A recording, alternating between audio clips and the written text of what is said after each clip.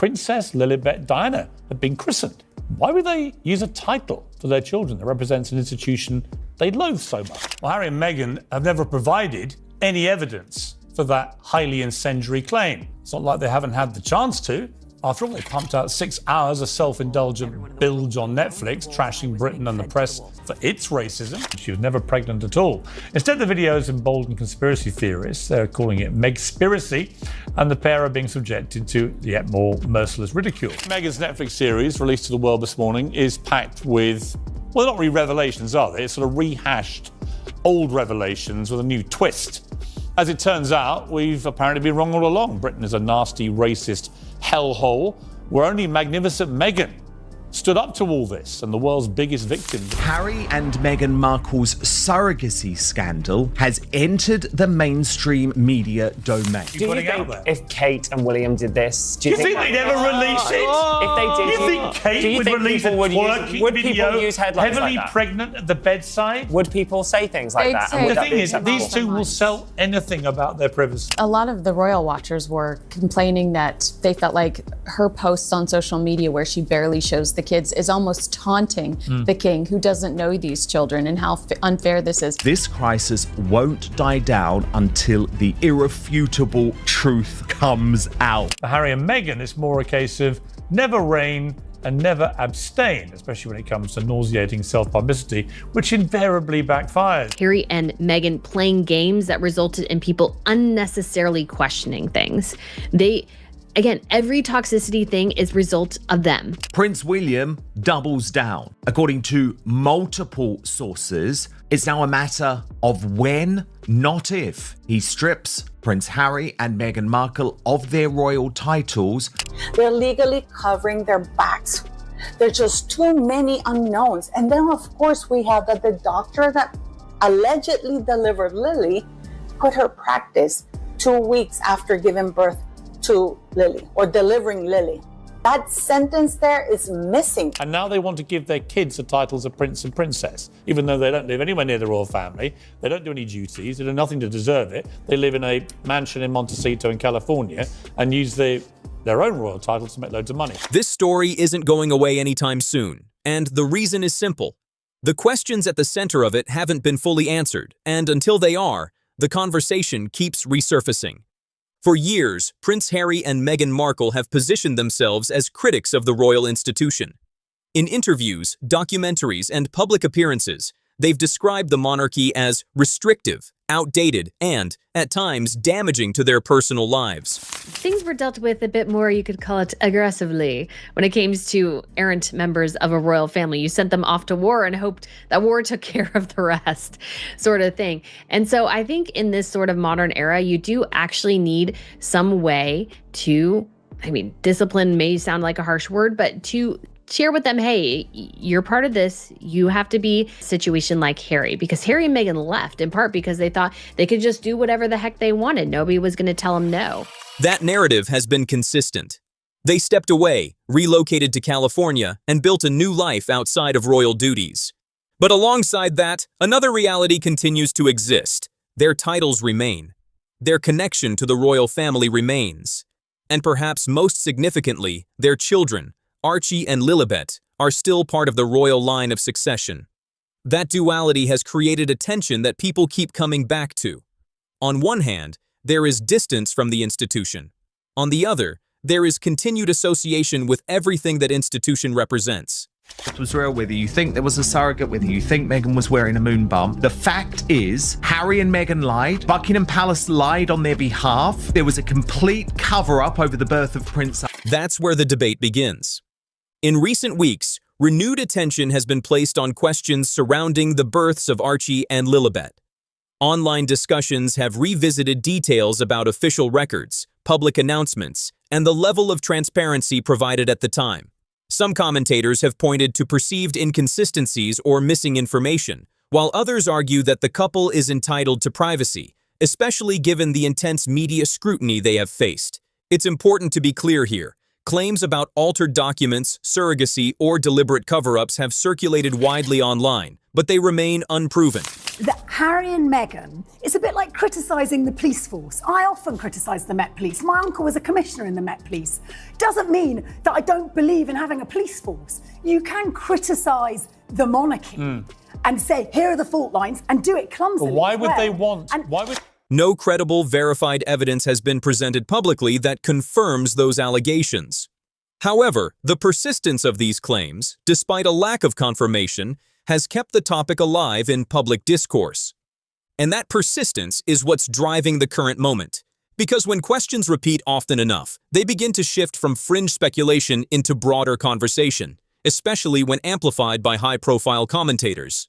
One of the most prominent voices pushing this discussion has been Piers Morgan, who has repeatedly challenged the perceived contradictions in Harry and Meghan's public positioning. His argument is straightforward. If the monarchy is as flawed and harmful as they have described, why continue to use royal titles in business ventures, branding, and public identity? And if those titles still carry value, what does that say about the relationship they claim to have left behind? It's a question that doesn't require agreement to be effective. It simply highlights a tension that many people already see. At the same time, there is a broader issue at play: how much transparency public figures owe when their roles intersect with constitutional structures. Royal births, historically, have carried formal procedures and public documentation because they directly affect the line of succession. That tradition is part of why these questions, fair or not, continue to attract attention. But the modern context is very different. Harry and Meghan are no longer working royals. They live privately in California, raising their children largely outside of public view. That shift complicates expectations. Should they be held to the same standards of disclosure as senior royals? Or does their step back from official duties change what the public is entitled to know? How does it get there, Omid? Surely you as the author, you must be furious, right? You must be demanding. Heads roll. And you want names, don't you, ironically? Omid, about who did this to you? Who besmirched your reputation as an author? I would, Omid. I'd want to know right now, especially if I was trying to convince the world that I had nothing to do with it myself, and I'd never ever put these names in writing, and maybe some lawyer had come along and told me not to. That couldn't possibly have happened because you've given us your word, and as I've established so far in this monologue, your word is your bond and should be taken as sacrosanct. Well, I'm going to cut through all this crap. I'm going to tell you the names of the two senior royals. There isn't a simple answer, and that's exactly why the conversation continues. At the center of this debate is a contradiction that keeps coming up again and again. Prince Harry has spoken openly about the emotional toll of royal life. In interviews, documentaries, and public appearances, he has described the institution as a source of pressure, trauma, and constant scrutiny. That message has been consistent, and it has shaped how many people understand his decision to step away. But at the same time, the titles remain. Not just as a formal identity, but as something that continues to appear across projects, partnerships, and public branding. To embrace the people who've been trashing them for the last 3 years. But it looks like from the jungle drums, they have been invited to the coronation, right? Now, they're holding it out to make it all about them, make it a big... The Duke and Duchess of Sussex is more than a title. It has become part of the public-facing identity attached to their work. Whether it's media deals, announcements, or business ventures, that royal connection is still present. And now, that same conversation has extended to their children.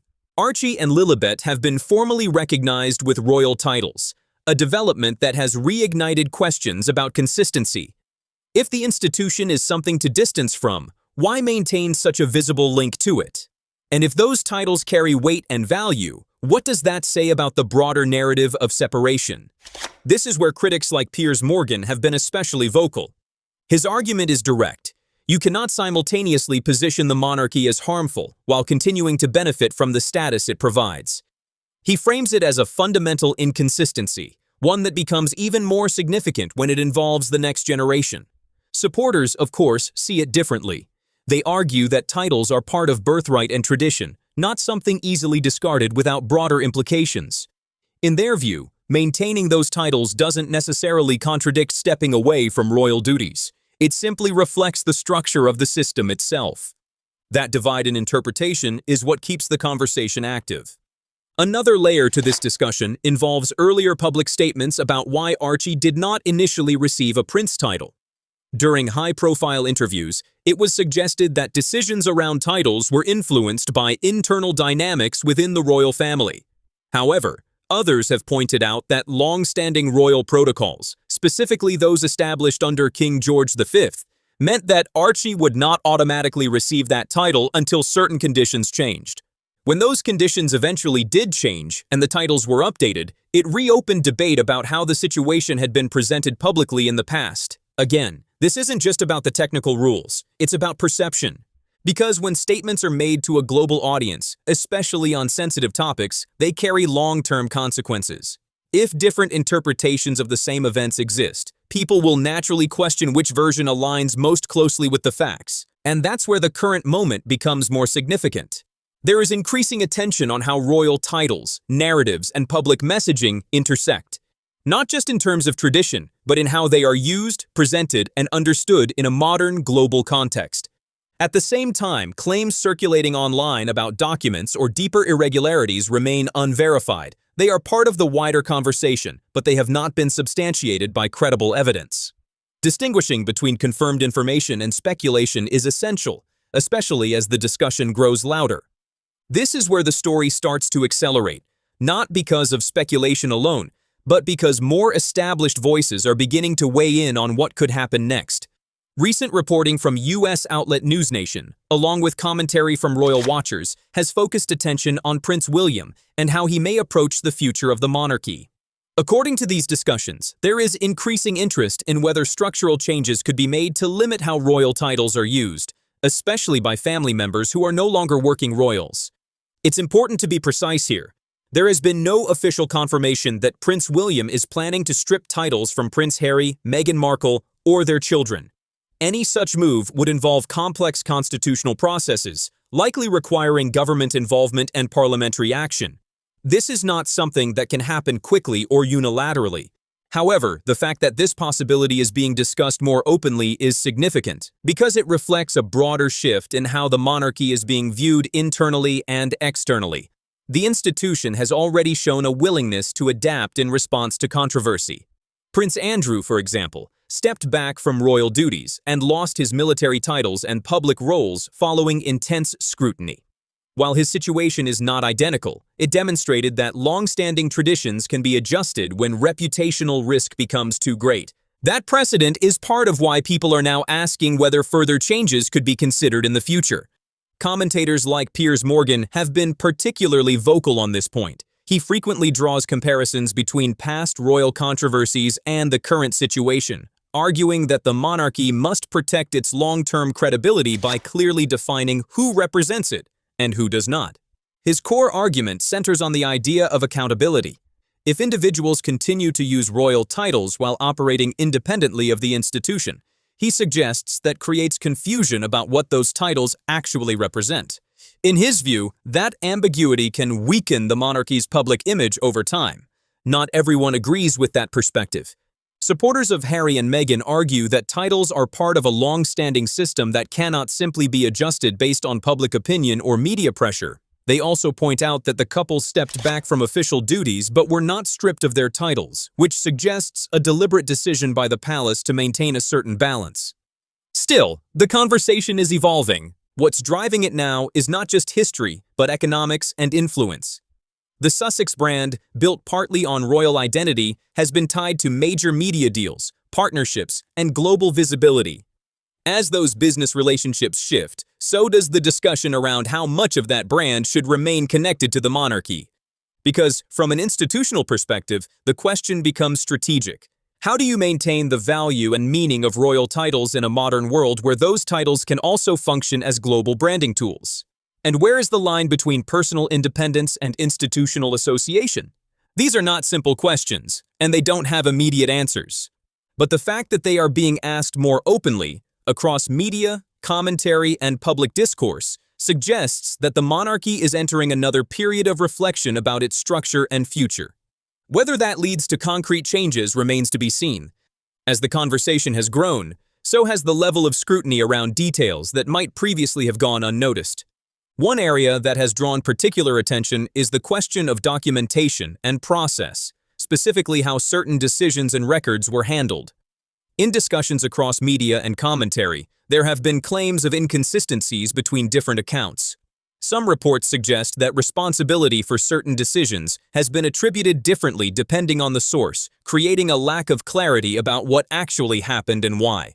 However, it's important to separate confirmed information from speculation. There is no verified public evidence showing that official royal documents were improperly altered or that required records are missing in a way that affects the legal standing of Harry and Meghan's children in the line of succession. The rules governing succession are based on law, not informal records, and changes to that status would require formal legal action, not administrative discrepancies.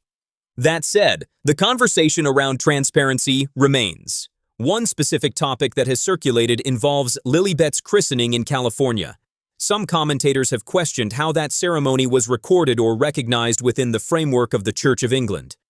Others have pointed out that royal christenings traditionally carry both religious and symbolic importance, linking the child not only to faith, but also to the historical structure of the monarchy.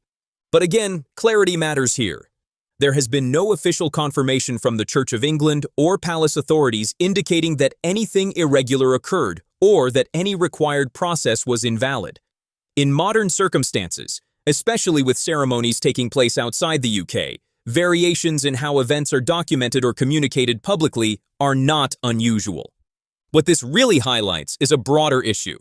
The expectations placed on royal events were built in a very different era, one where everything happened within a tightly controlled domestic framework. Harry and Meghan's situation is fundamentally different. They are raising their children in the United States, outside of direct royal oversight, while still being connected to an institution that operates under centuries-old traditions. That creates friction, because on one side, there is a desire for privacy and independence. On the other, there is a system that historically depends on visibility, documentation, and public accountability, especially when it involves individuals in the line of succession. This is where commentators like Piers Morgan frame their criticism. His argument is not just about specific details, but about the bigger picture. He suggests that much of Harry and Meghan's public identity, whether through media deals, branding, or public appearances, still draws from their royal connection. In his view, that connection carries responsibilities as well as benefits, and the two cannot be separated entirely. Supporters would argue the opposite. They see a couple trying to redefine what it means to step away from a rigid institution while still retaining elements of their identity that cannot simply be removed. From that perspective, the tension isn't hypocrisy. It's the reality of navigating a transition that has no clear precedent. And that's really what this moment comes down to. Not a single document, not a single event, but a broader question about how tradition adapts to modern circumstances. How much of the old system still applies when the context has fundamentally changed? Because until that question is answered in a way that feels consistent to both critics and supporters, the scrutiny will continue. At the center of all of this is Prince Harry, and what he believed his future, and his children's future, would look like. For a long time, it appeared that Harry saw a path where distance from the monarchy did not mean separation from its identity. Even after relocating to California and stepping back from royal duties, there seemed to be an expectation that his children would remain closely tied to the institution through titles, lineage, and long-term recognition. But the reality has proven far more complicated. The couple's public statements, particularly following their high-profile interview with Oprah Winfrey, introduced serious allegations about their experiences within the royal family. Those claims had a global impact, shaping public perception across both the UK and the United States. At the same time, later clarifications and differing interpretations of what was said created confusion and debate about the original narrative. That moment marked a turning point. Because once those claims were made on such a large platform, the relationship between Harry, Meghan, and the royal institution became more than personal. It became public, political, and deeply scrutinized. From that point forward, every move, every statement, and every decision has been viewed through that lens. Another figure often mentioned in this broader narrative is journalist and author Omid Scobie, who has written extensively about the Sussexes and their position within the royal family. While he is seen by some as a sympathetic voice, others view his work more critically. Reports suggesting he has attempted to maintain communication with palace figures highlight an ongoing dynamic, one where informal channels of influence and information continue to exist, even as official relationships remain strained. But the key point is this: the monarchy operates on structure, not sentiment. When questions arise that touch on constitutional or institutional matters, titles, succession, formal status, those issues are handled through established processes.